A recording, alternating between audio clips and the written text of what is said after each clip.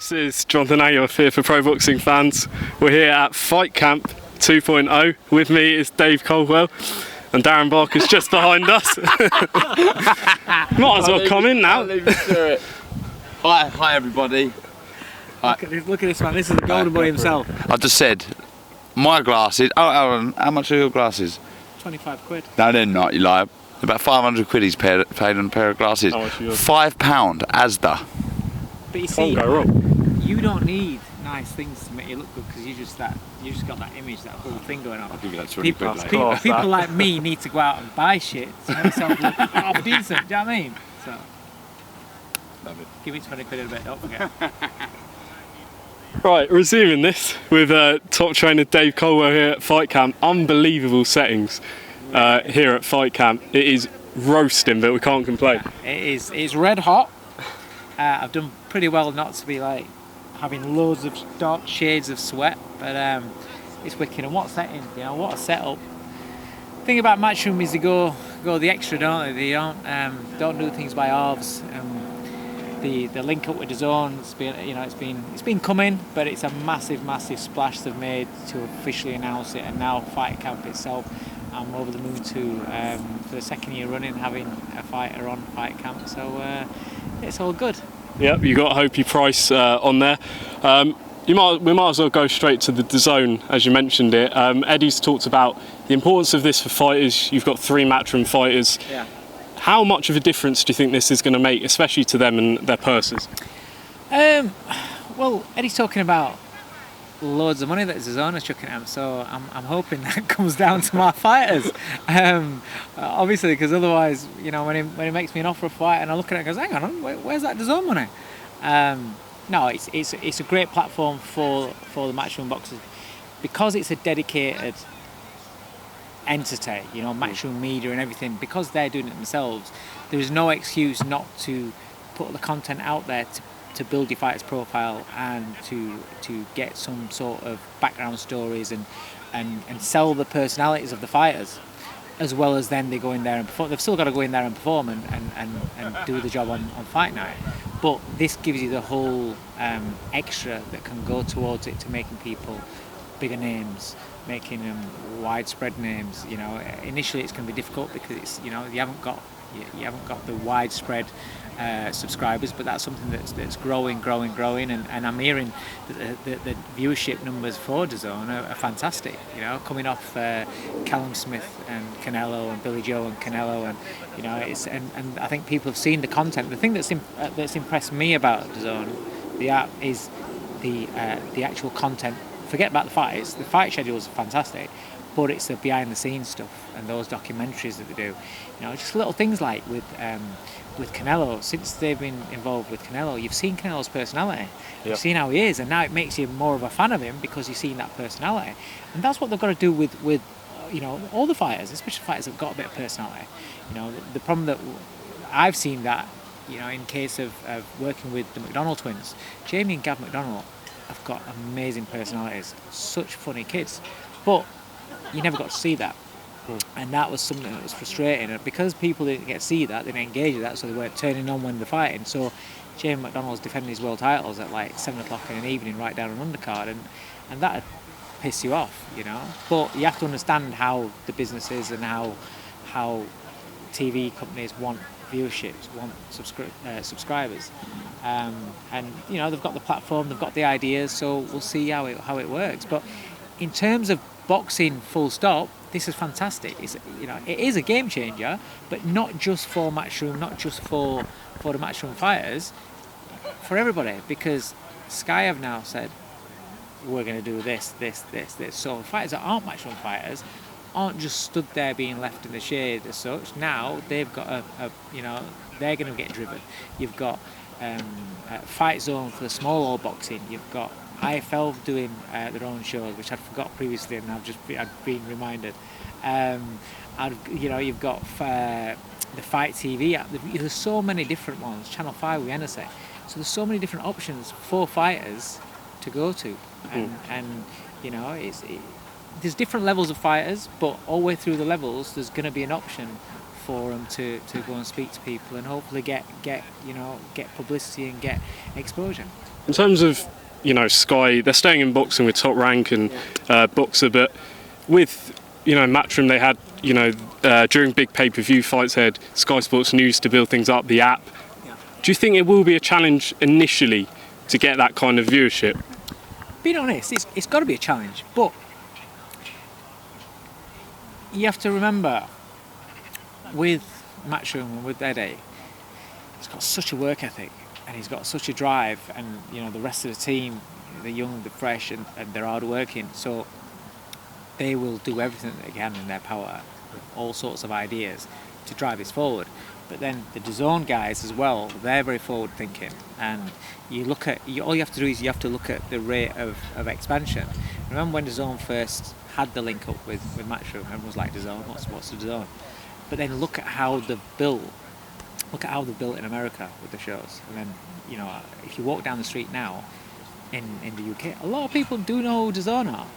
They might not yet have the app, but they're understanding what DAZN is. They're hearing about DAZN. So, you've got to look at the rate of progression. And yes, it will take a little bit of time, but it's the people behind it that are driving the vehicle, and I think they will make it work.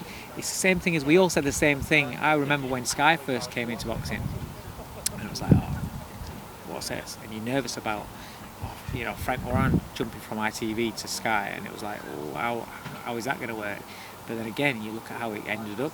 Look at where it is 30 years later. Look at what Sky are. So it's when we see it from the outside, we can only speculate. But I think it's got the right people driving it.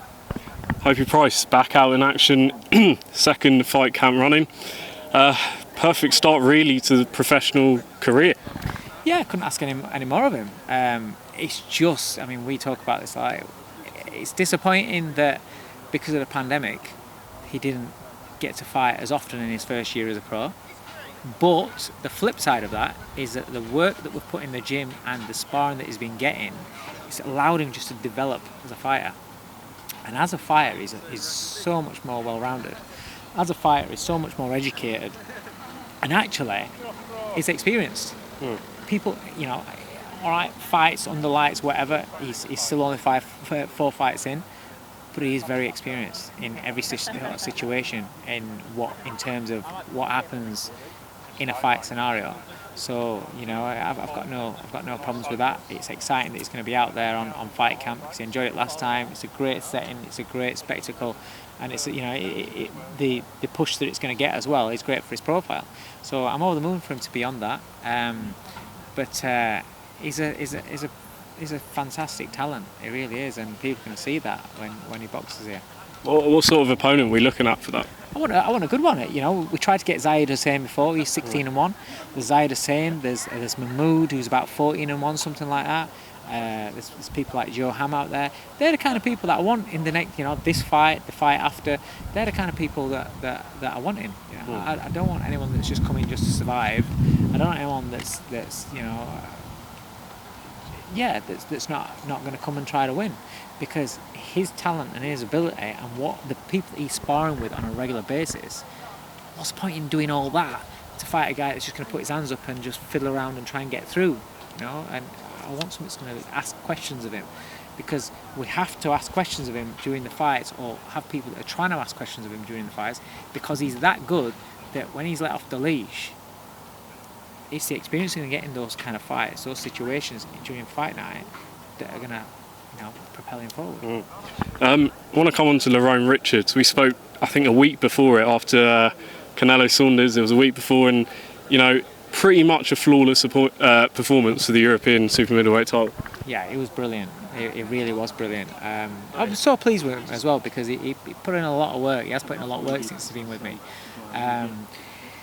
Taking himself out of that comfort zone where he only throws a couple of punches around, and where he just does enough just to win. He's really, really showing different sides to his game now, and starting to do more, starting to be willing to be in that pocket more, and be slipping and countering in range. And I thought it was a great performance. It really was, and he got the European title, which is fantastic. But now he's 28, so it's a bit of a weird one, because he's only 15 fights in. So he's still a novice, still learning. but he's British, Commonwealth and European champion in 15 fights. So he needs to be having that momentum to propel into the bigger fights now.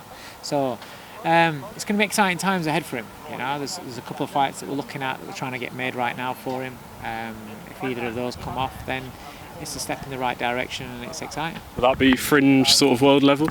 That's what I would like, yeah. Okay. It's not a case of pushing him straight into world level yet, but your fringe world title, fringe world level, and just above, yeah. How far do you think he can go? I think he's got the tools and the ability to become a world champion, but it's very difficult because the world champion in that division is Canelo. So that I'm not going to speak about him at that stage yet, but you don't know what's going to happen in this division, in boxing. Canelo gives him up or gives up a title or whatever, and then somebody else, the world champion, stick him in for a world title. It's not a problem. But it's all part of his process. It's all part of his process of development and learning, and becoming a rounded fighter. And then in a year, 18 months time, where's he at? How good is he then? Is he ready then to go in against the top man? I don't know. We'll see. But he's got potential. He's got attributes, and he's got the tools that are needed to take him to stop. Well, what's going on with Jordan Gill? We've spoken about potentially Isaac Lowe on a AJ Fury card, which is now not happening. What can you tell us with him? Jordan's going to fight for European title next.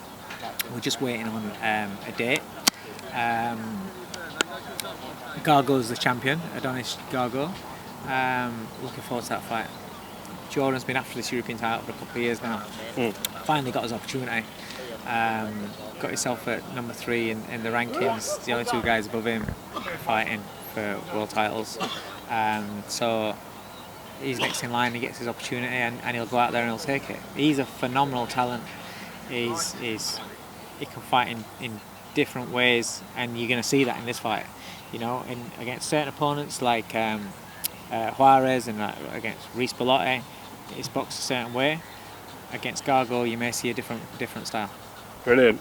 Any other fight camp fights that stand out to you with Conor Benn against Granados, Dickens, Galahad? Conor Benn is always a great watch. I love watching him. Do you know what? It's not just in the ring. I love listening to him talk. It reminds me so much of his dad.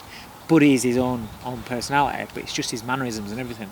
But he's a big character. He's exciting to watch.